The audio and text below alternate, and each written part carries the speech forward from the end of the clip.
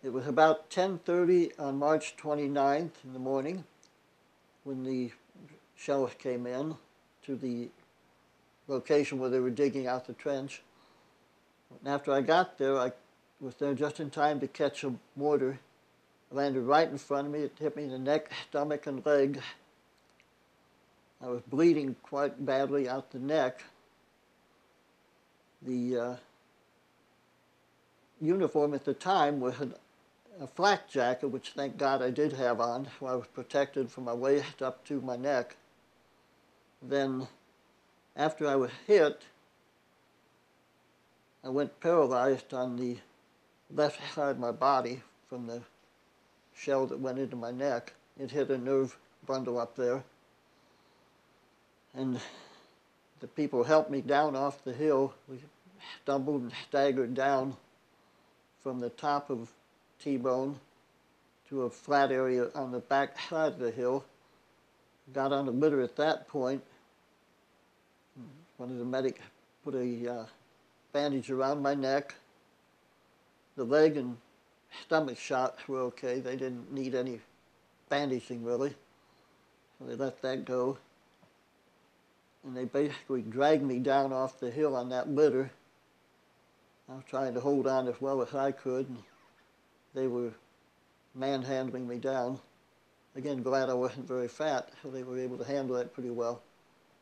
We got down to the bottom of the hill, and they had a collecting point there.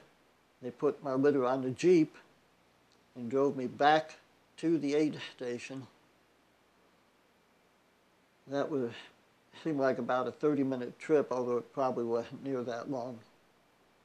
When we got to the aid station, they checked my wound.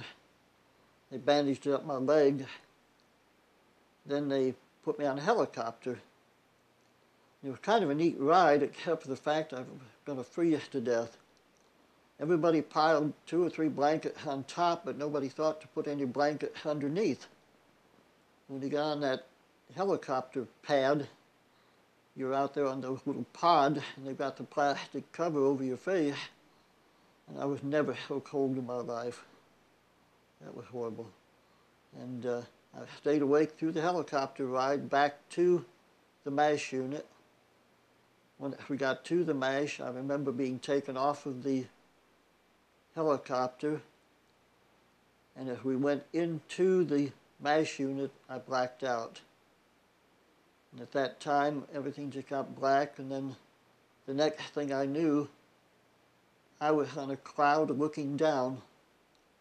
And I remember being very annoyed because they wouldn't stop. I could see one group at my neck and one down in my belly.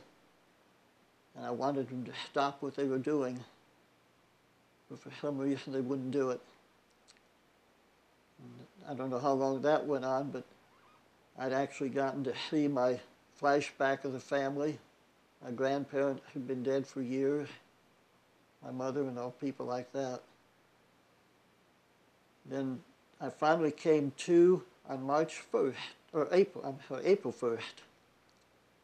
I was out from the 29th to the 1st. I remember waking up in this room. It seemed very dark, and it was like a barracks with a row of beds with all the wounded on it. And they eventually got me up and had me walk the first time then.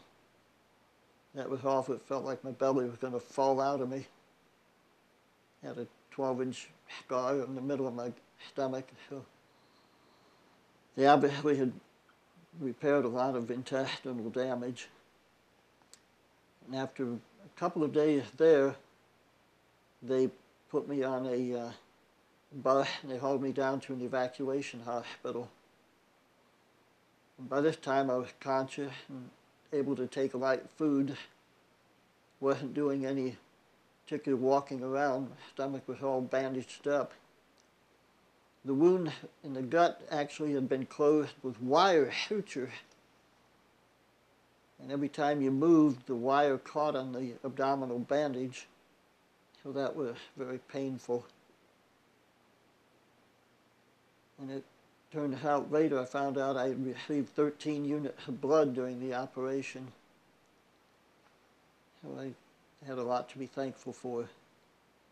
At this time, my left side of my body had come back. I could feel things. I lost the feeling in 3 fingers in my right hand from the nerve damage. But other than that, it worked out pretty well. A few days at the evacuation hospital.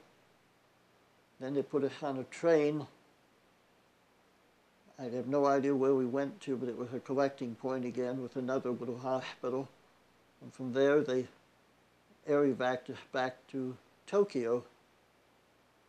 Everything I'm looking at then is from a litter, so I have no idea where I was at the time. I do remember the train ride on the litter.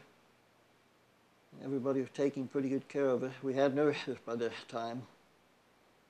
Okay, eventually we made it back to Tokyo Army Hospital. While I was there,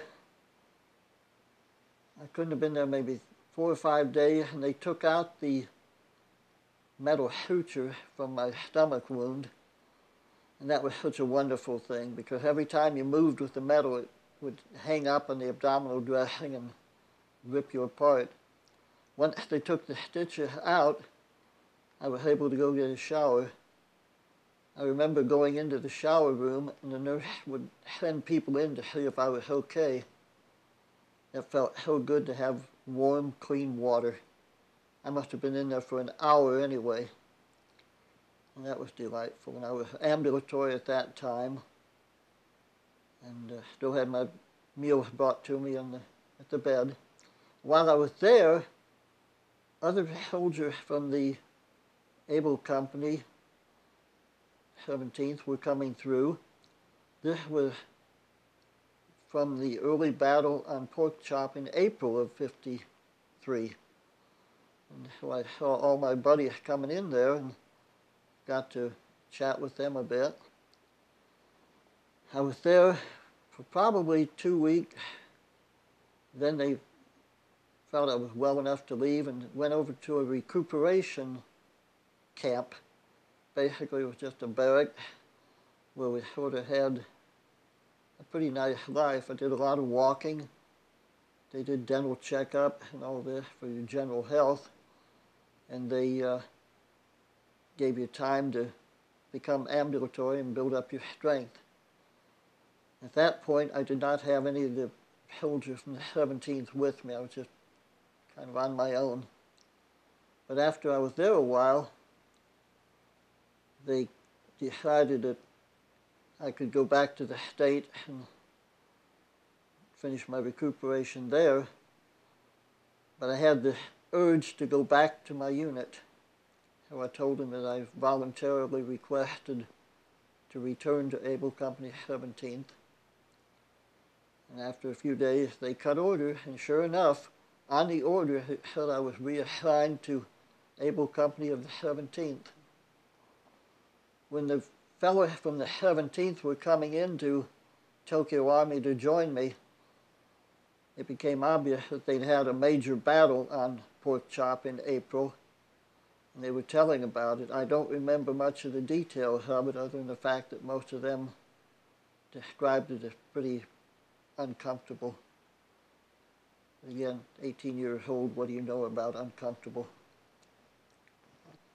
When they finally cut the order for me, I was very happy to be going back to the 17th. This would have been probably at least the end of May, and I thought it was a rather neat thing to be able to go back to my unit and join my buddies again. Although I should have realized by this time the buddies had all rotated out, so I wasn't going to return to many that I really knew. But it was still what I felt was the right thing to do.